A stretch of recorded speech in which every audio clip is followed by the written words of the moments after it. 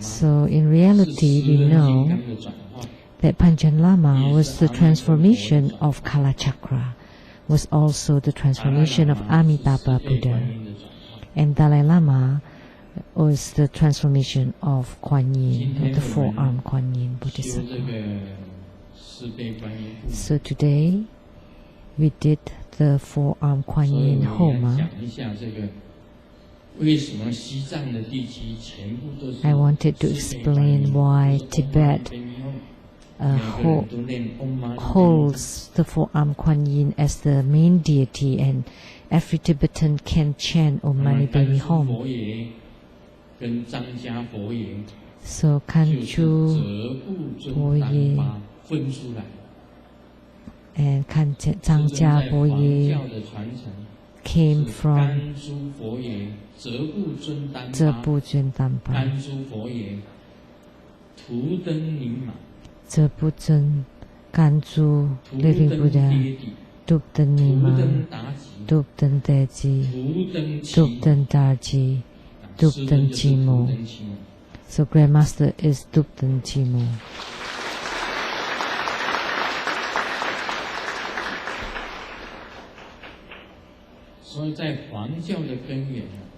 So from the lineage of the yellow sect, Gelugpa, Kanchu, and Zhangjia was the original, the Zhuzen Gampa. It's the reincarnation of Sijia, Sakya. And that's the middle disciple of Tsongkhapa. Represented Tsongkhapa to went to Mingcheng, to Yongle Emperor.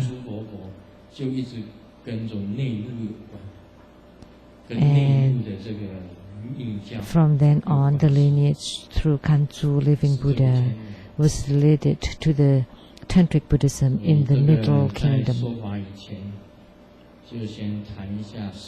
So prior to the Dharma teaching, I wanted to expound on the four-armed Kuan Yin. She has two arms holding a mani jewel. The two arms in the front holding a mani jewel. And mani jewel is a wish-fulfilling jewel that can bestow to the sentient beings, can bestow myriad of treasures to fulfill the wishes of sentient beings. And her other arm is holding a lotus blossom, and the other arm is holding a mala chanting beads. And the lotus blossom represents purity, and the mala chanting beads represents diligence. So each has its symbols. So today, the four-armed Kuan Yin Bodhisattva descended upon the Taiwan Lizang Temple to help us propagate Tantric Buddhism and to fulfill the wishes of all sentient beings, so that all your wishes be granted.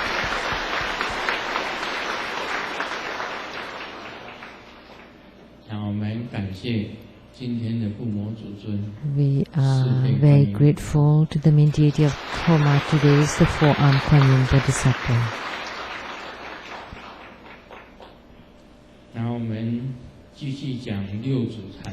Next, we will continue to expound on the Platform Sutra by the Sixth Patriarch. The next chapter, 7, on chants. So they are just plain words. That's why I like to recite it. After the Sixth Patriarch received Dharma transmission at Huangmei, he returned to Caohou village of Shaozhou, where no one knew him. However, there was a Confucian scholar named Liu Zilue, who gave him a warm welcome. His aunt was a Buddhist nun by the name Wu Jin Tsang. She often recited the Mahaparinirvana Sutra. The master, upon hearing a piece of the recitation, instantly comprehended its profound meaning and explained it to her, whereupon she took out the scroll and asked the meaning of certain passages. The master said, "I am illiterate, but you can ask about its meaning." The nun asked, "If you can't read, how can you understand its meaning?" The master replied, "All the wonderful truths of the Buddhas are irrelevant to the written language." Upon hearing this, the nun was amazed. She announced to the pious elders of the village, "Here is a gentleman who has attained the way. Let us invite him to receive our offerings." Cao Suliang, a descendant of the Marcus Wei of Wu dynasty, along with other villagers, came rushing to pay homage. At that time, an ancient temple, Paolin, which was destroyed in the battle at the end of Sui dynasty, was rebuilt on site and made into a home for the master. It soon became a precious site. The master stayed there for a little over 9 months when he was once again pursued by ill-intentioned people. He went into the woods in the mountains, which was set into fire, so he had no other way than hiding among the rocks. Until today, the rocks still bear the imprint of the master's knees and robes where he was sitting. The rock was called the Rock of Refuge. Recalling the fifth patriarch's instruction to stop at Huai and to hide at Hui, he hid in these 2 locations. The monk Fa Hai is a native of Qujiang of Shaozhou. When he first met the master, he asked, "The so-called mind is the so-called Buddha. Would you please explain?"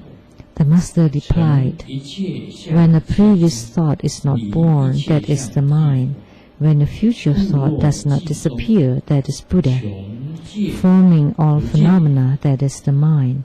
Abandoning all phenomena, that is the Buddha." To explain it in full details, it will take infinite time.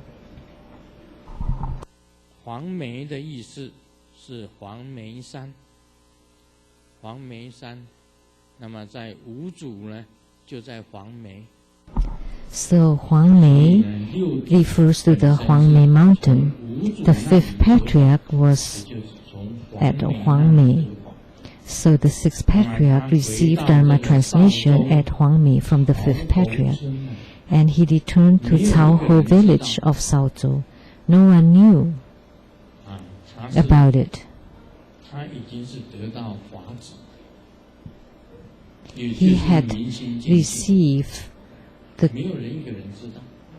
pinpoints of the Dharma transmission, which is the key to understanding of the mind and seeing the Buddha nature. Actually, the 6th patriarch seemed to be like an ordinary person.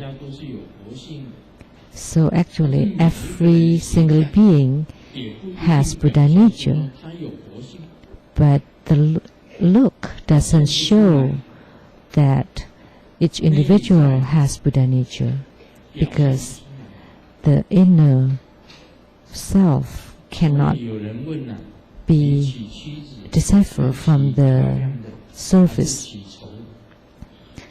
So in getting a wife, should you marry a beautiful wife or an ugly wife? Some people would say, "I want to marry a beautiful wife." Why? Most people would prefer to marry a beautiful woman and not an ugly woman. That person said, because ugliness is for a lifetime, and beauty can turn into ugliness. But at least there's a little time for beauty. And then he was asked, "Why didn't you marry someone with inner beauty?" Because nobody can see an inner beauty. So people would like to marry the superficial. And even when you marry a husband, you also marry to the look.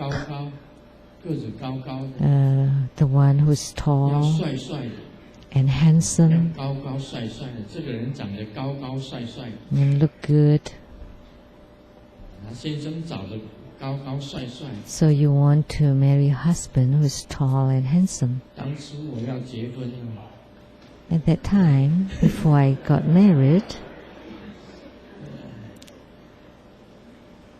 Simu said she is being disadvantaged because I'm not tall and I'm not that handsome. I'm just so-so.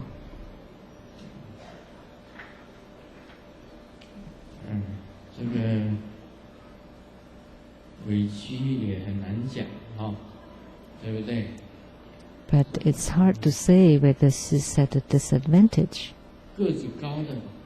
because the one who's tall not necessarily has high attainments.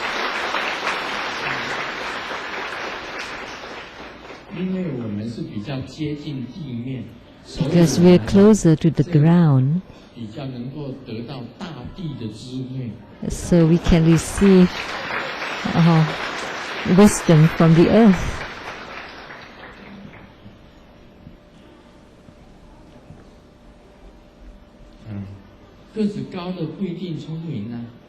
The tall ones are not necessarily smart. Like Grandmaster, I am too clever.